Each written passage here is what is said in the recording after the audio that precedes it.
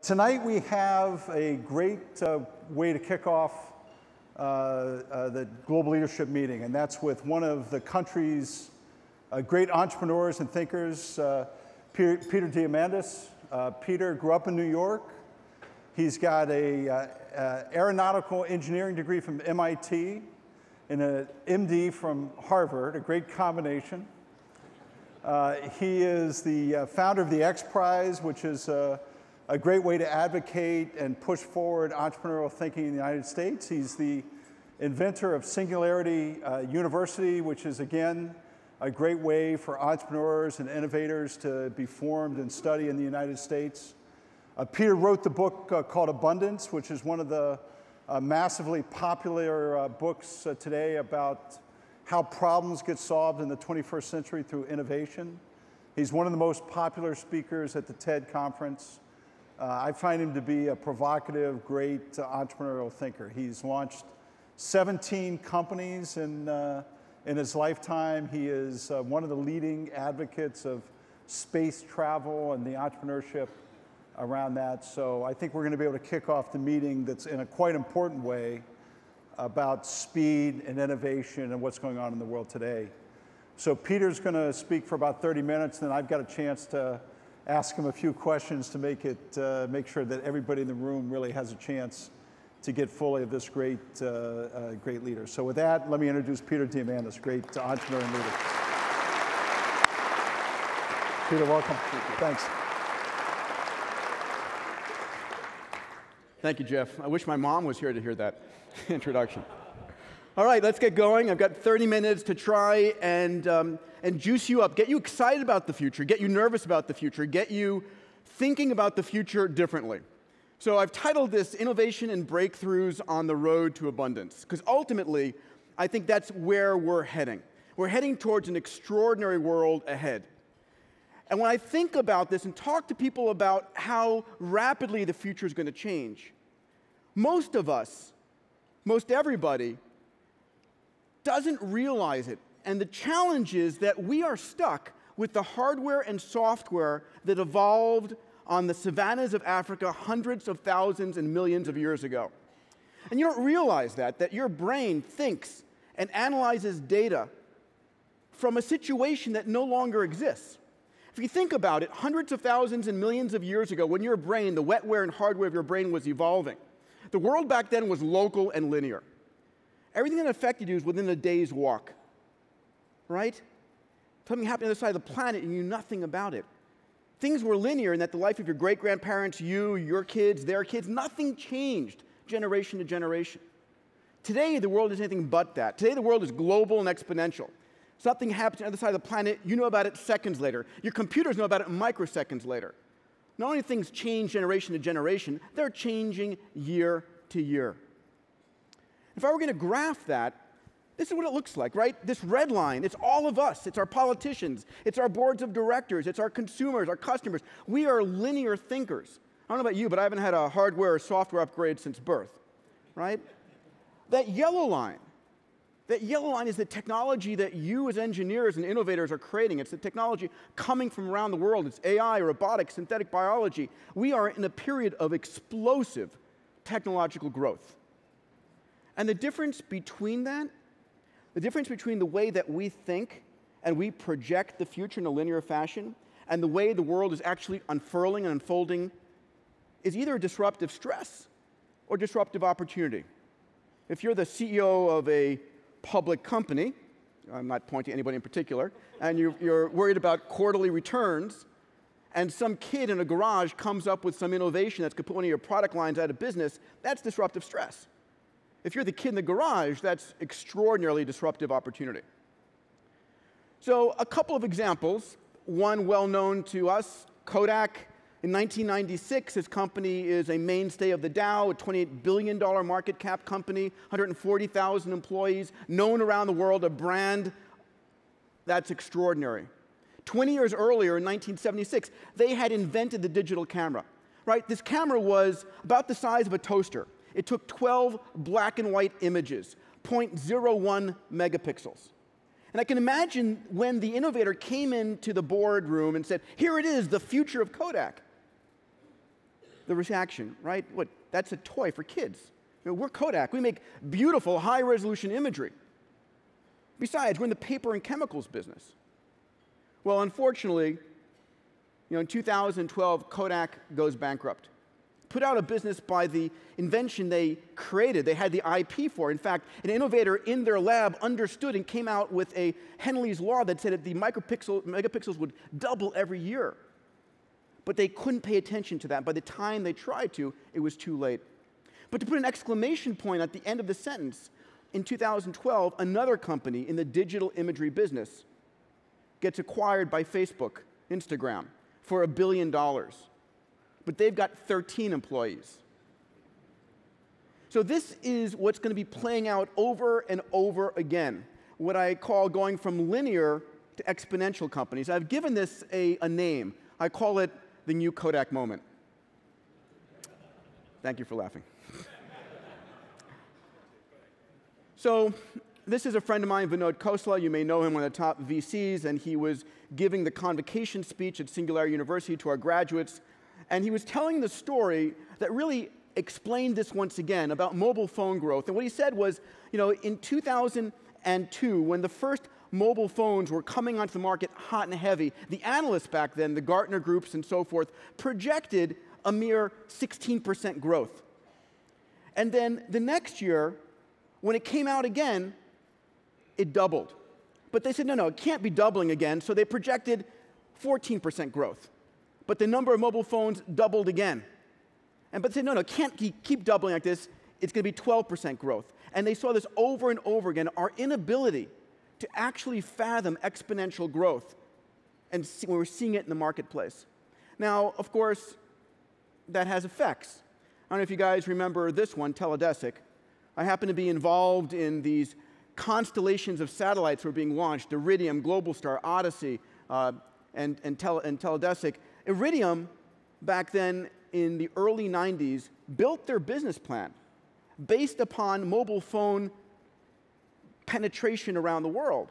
The challenge was that they didn't realize what was going on. You see, mobile telephony was undergoing exponential growth. What was $2 million cell phone towers became $1 million, became $100,000. And by the time Iridium was able to actually build their plant out, spending estimated $7 to $8 billion, over that 8 or 9 year period of investment, cell phones had exploded around the world, and every place they thought was a market was gone.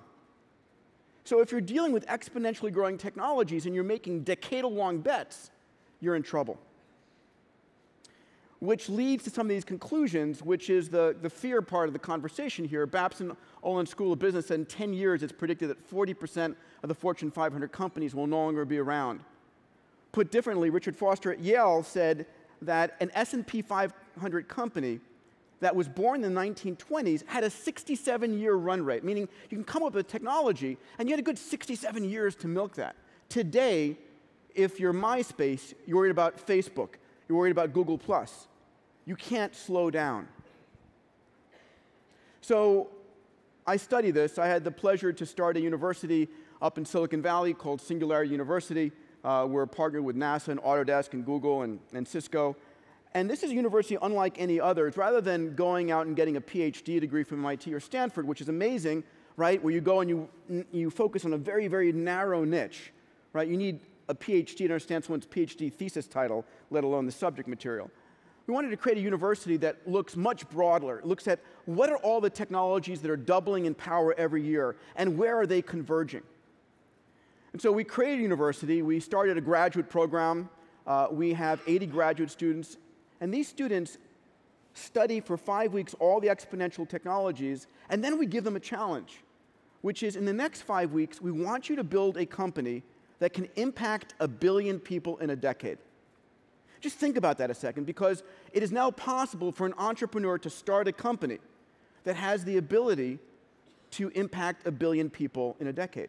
I was with Muhtar Kent at Coca-Cola about a month ago, and we're talking about the fact that it used to be you'd have to have arms and legs in every one of those countries to make a difference. Today, you don't.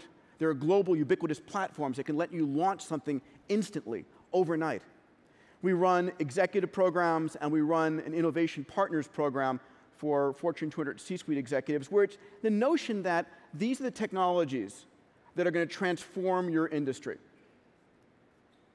So when we teach, we're looking at computers and networks, right? The Internet of Everything, AI, robotics, 3D printing, synbio, digital medicine.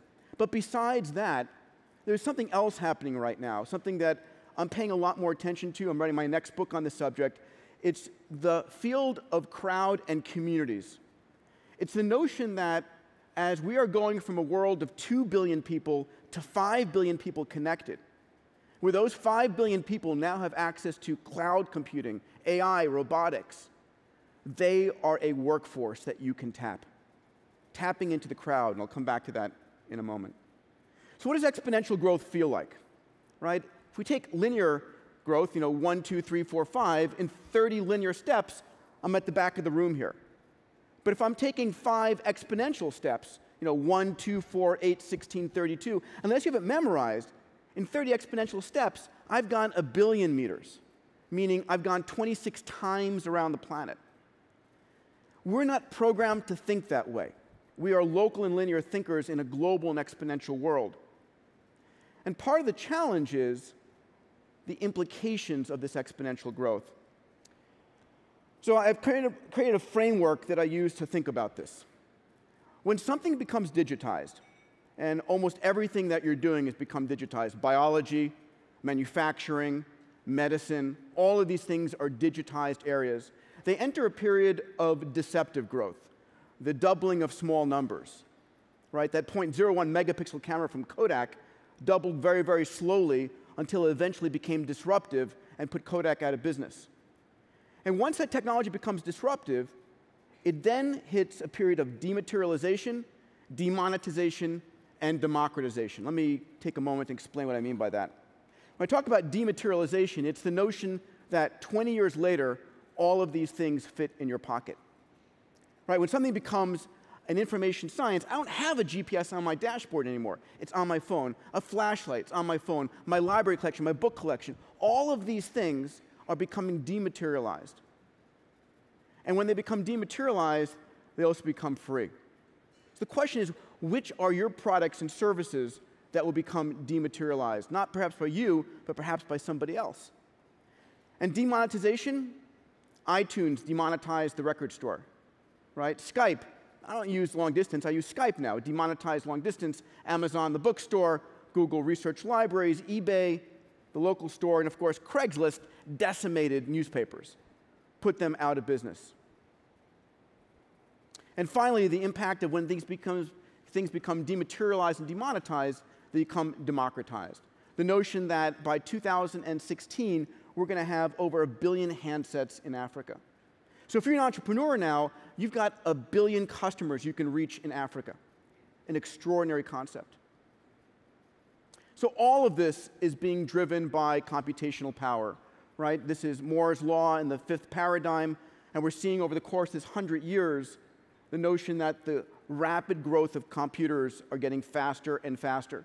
And if you look at this, this is how much computational power $1,000 could buy you between 1900 and 2010 on a log scale. And if you look at this, it's pretty smooth. You can't see World War I or World War II, the Great Recession or Depression or the boom time.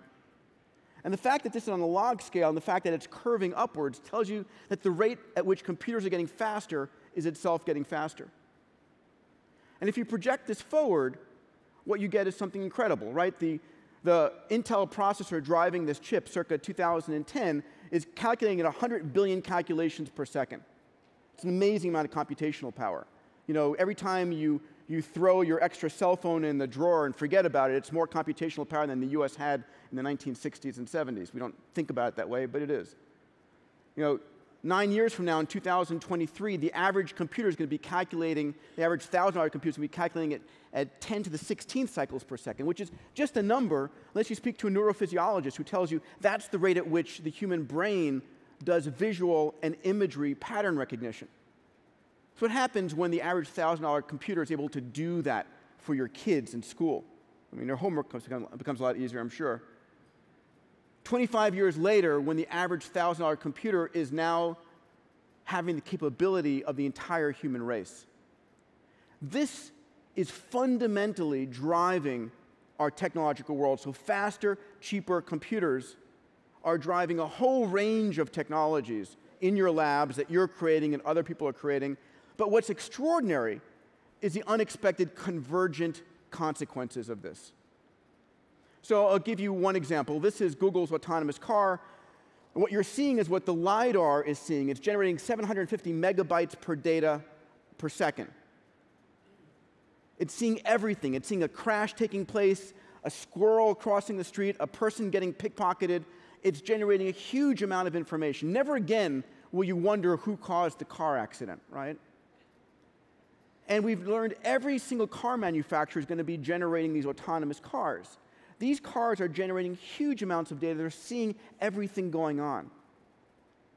So in one sense, what we're seeing here are the sensors of the future, where this car is going to see everything going on in every street in the United States and around the world. But besides that, we're starting to see a new generation of LEO constellations. Right? There are at least 5 private constellations being launched in the next few years that are going to be imaging from 0.5 meter to 5 meter resolution that can look at your production plants and your shipping supplies and how many cars are in your particular plants and what what supplies are being driven from the mines to your processing facilities to your manufacturing plants.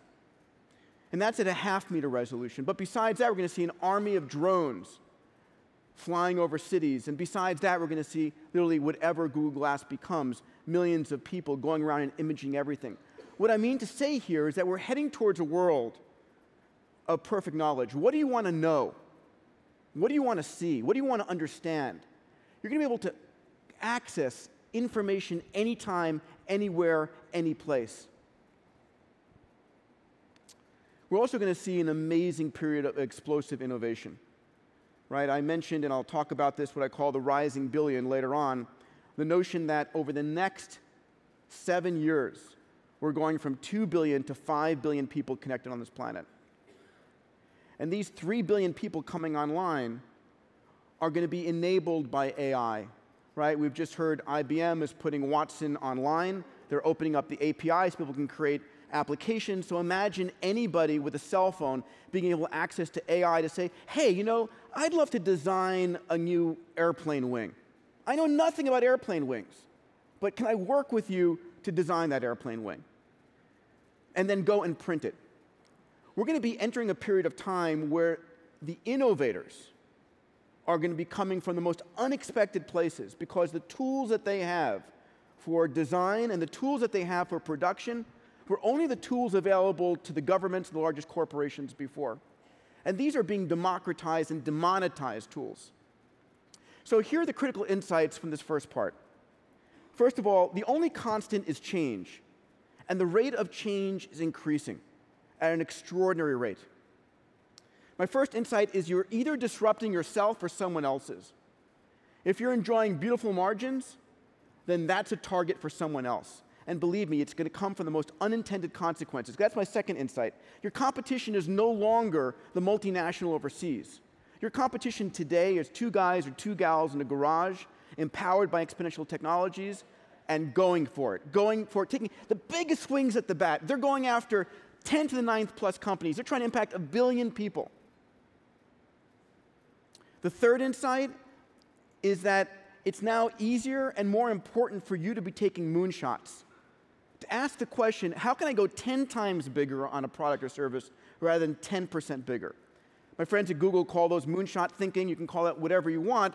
But the notion is that when you're going after a 10% improvement on your product, you're putting yourself in a smartness competition with everyone else trying to go 10% bigger. But when you're trying to go 10 times bigger, you have to throw away everything you know and start with a clean sheet of paper. And that's what's going to be happening over and over again. So where inside the organization are you taking moonshots? And then finally, the insight I want to share with you is that if you're dependent on innovation only from within your company, I think you're going to lose. Because we're living in a world, as my friend Bill Joy, the chief scientist from Sun, and at Kleiner Perkins says, where most of the smartest people in the world work for someone else.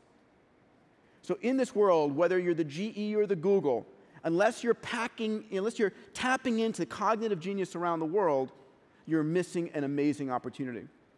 So the question is, how do you do this? Well, I'll share one mechanism, which is my passion has always been opening up space. I've started, as Jeff mentioned, at last count, about 15 or 16 companies, most of them in the space world. One of my companies sends people to the space station. Another one does zero-gravity flights. We just started a company in the asteroid mining business, but that's another story. But my passion for this came as a child wanting to open up space. It was my dream. I wanted to go into space since I was a kid. And I read one day about Lindbergh. And I learned that Lindbergh in 1927 crossed the Atlantic to win a $25,000 prize. I thought he woke up one day in Roosevelt Field, just decided to fly east. But it turned out that there was a $25,000 prize that inspired him and 8 other teams that cumulatively spent $400,000. The guy who put this up, Raymond Ortigue, he wanted to solve the solution of connecting New York, where his home was right now, and Paris, where he'd grown up. And that was his moonshot. How do I connect these two worlds? So he put up a $25,000 prize, 9 teams spent $400,000, and Lindbergh, who was by far the underdog, the least likely to be able to pull this off, made the flight, and 33 and a half hours later became a global hero we now still today. And that gave me an idea. I said, I'm going to create a prize for private spaceflight, because that was my moonshot. That was what I wanted to do. I wanted to figure out how I could get myself into space and other people. And the rules were very simple. It was going to be a $10 million prize, because $10 million was enough to inspire the entrepreneurs, but not the Boeings and the Lockheeds. It had to be privately funded. You'd carry 3 people up to 100 kilometers, land safely, within 2 weeks do it again. And incredibly, we had 26 teams from 7 countries who spent $100 million going after that $10 million prize. And we didn't pay a penny to anybody who didn't make it. It was fixed cost science, fixed cost engineering. How would you like that kind of a result, huh? At the end of the day, this was the vehicle that won the competition, Spaceship One. It was built by a group of about 27 engineers in the Mojave Desert. They built it. It was burning nitrous oxide, laughing gas, and polybutadiene tire rubber as the fuel, very non-traditional fuel. Here it is at altitude, and the winning moment, the Ansari family on the far left that funded the prize. We named it the Ansari X Prize in their honor. Myself, Paul Allen, who funded Burt Rutan next to him to build Spaceship One, Brian Binney, the pilot, and then Richard Branson, who the week before this was won, came in and bought the rights to commercialize Spaceship One. What I didn't tell you was I had asked him twice before to fund the prize. He turned me down. So, but I've got my seat to go up thanks to Richard next year. We had 10 billion media impressions on the success there and made the homepage of Google. And now the winning vehicle, Spaceship One, is hanging in the Smithsonian Museum next to the Spirit of St. Louis that inspired it in the first place. The notion is that you can create a prize that has extraordinary financial leverage. You know, a $10 million prize drove $100 million in team expenditures and $1 billion plus invested this in industry. And so the question is, why wouldn't you do this for all of your grand challenges? So as we think about it, for me, X Prizes are one way to take moonshots. On the heels of that success, I was able to build a board of directors and board of trustees from Larry and Elon and Cameron, and we get together every year asking the question, what are the world's biggest problems? What are the problems that need to get solved, and where should we be launching X Prizes? So these are the hallmarks of an X Prize competition. $10 million in private money drove over $1 billion of investment in the industry. We had 10 to 40 times the prize money spent. You only pay the winner. The competition also drove the regulatory reform. The rules for private spaceflight didn't exist before this competition started. We drove them to come into existence when I sat down with the FAA administrator and said, these teams are going to have to go to Mexico or Canada or Russia to go and fly instead of at the United States. So where are we going next? 2 years ago at CES, I had the pleasure of being on the stage with Paul Jacobs announcing the $10 million Qualcomm Tricorder X Prize.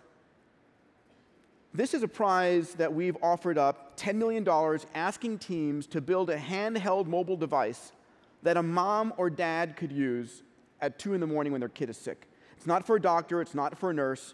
It's a mobile device that has AI in the cloud. You can cough on it, you can do the RNA or DNA analysis, the pathogens in your sputum, you can do a micro blood prick, and in success, it can diagnose you better than a team of board-certified doctors.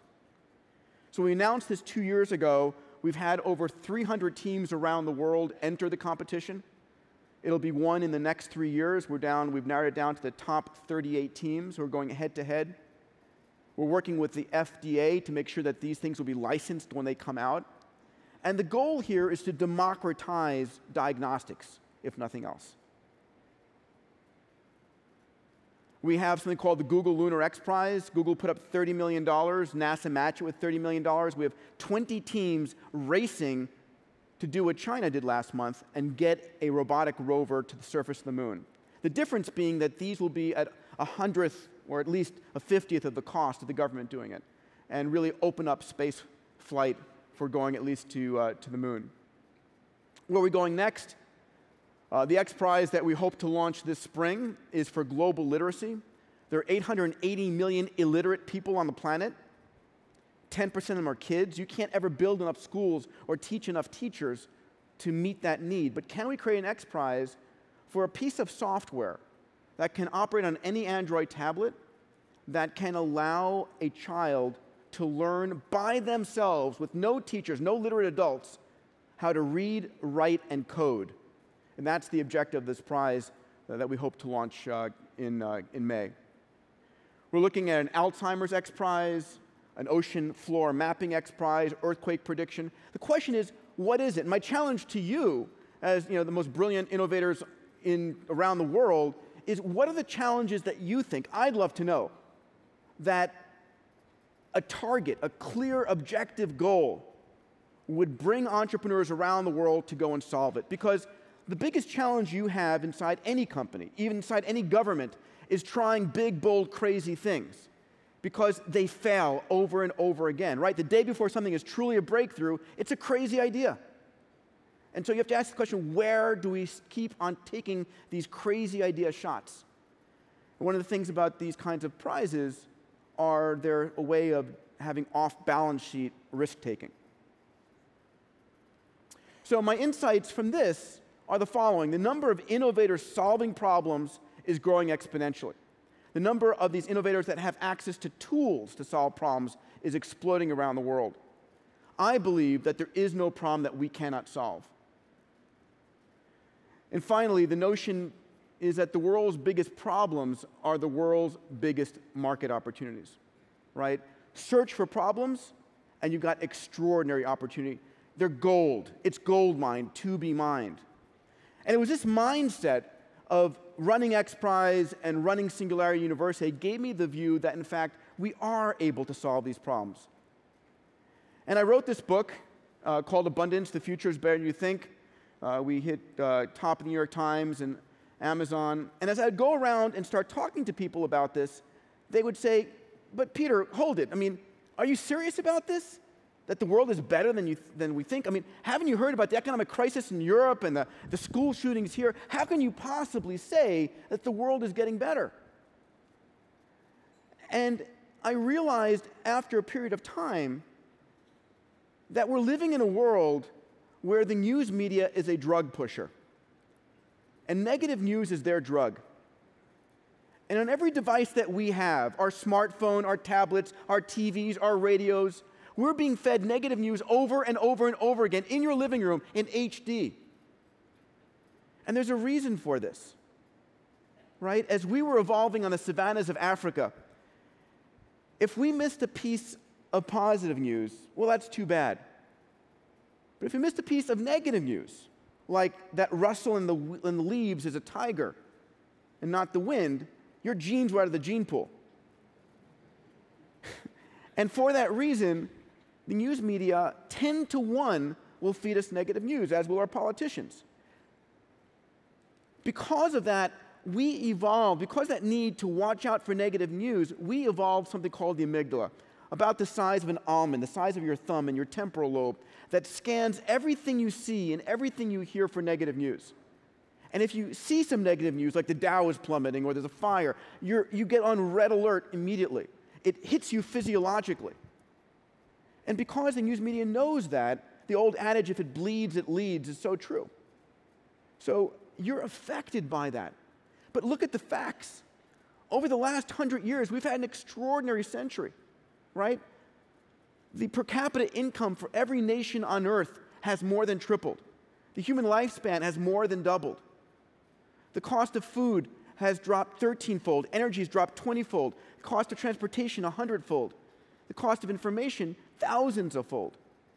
Steven Pinker at Harvard published a book last year showing us that we're living during the most peaceful time ever in human history. But you wouldn't know that watching the news. Now the question is, why has that happened? Why has the world gotten so much better over this last 100 years? It hasn't been better politicians. It has been, in fact, the impact of technology. Technology is that thing which takes something which is scarce and makes it abundant. So when I think about energy and energy scarcity, we're living on a planet that is bathed in 5,000 times more energy than we consume as a species in a year. It's not that it's not there, it's just not in a converted form yet. And that's where GE comes in, as well as other companies, right? The technology to make that energy accessible. We're seeing this precipitous fall in the cost of solar at the same time that global solar production rates are going through the roof. We talk about water wars and water scarcity. We live on a water planet. Our water is, our planet's 2/3 covered with water. Yes, 97.5% is salt, 2% is ice, and we fight over 0.5% of the clean water. But there's amazing technologies coming online, right? This device called the Slingshot that Dean Kamen created, which Muhtar Kent Coca-Cola is putting in every village around the planet. 100 watts of energy, 2 hoses. One hose goes into anything wet, the Atlantic Ocean, the latrine, arsenic-infected water. Out the other hose comes water so pure it meets the medical standards for injectable water. This Maasai warrior on a cell phone has better mobile comm than President Reagan did, right? If they're on a smartphone on Google, they have access to more knowledge, information than President Clinton did. They're living in a world of information, communications, abundance like nothing else. Plus, they're going to soon have access to, Watson on the cloud, 3D printing on the cloud. This is the future. These people have problems. These people are going to mine those problems for extraordinary solutions. We talked about the tricorder and the Tricorder X Prize. I'll close on this slide, which is the notion that we just crossed the 7 billion mark on planet Earth. In 2010, we had just shy of 2 billion people connected on the internet. By 2020, that number is going to jump from 2 billion to 5 billion. 3 billion new people are coming online. These are 3 billion new inventors, consumers, discoverers. What are they going to create? What are they going to buy? What are they going to design? They represent tens of trillions of dollars of purchasing power coming online for the first time. If they're not your direct customers, they're your customers' customers. But for me, they represent an epic period of innovation. They represent a period of innovation that we have not seen yet. So when I talk about your competition isn't the multinational, your competition is these people, empowered by AI, by infinite computing, by robotics, by 3D printing. Stuff that's becoming demonetized and democratized around the world. I think we're about to see an extraordinary period of abundance. Thank you.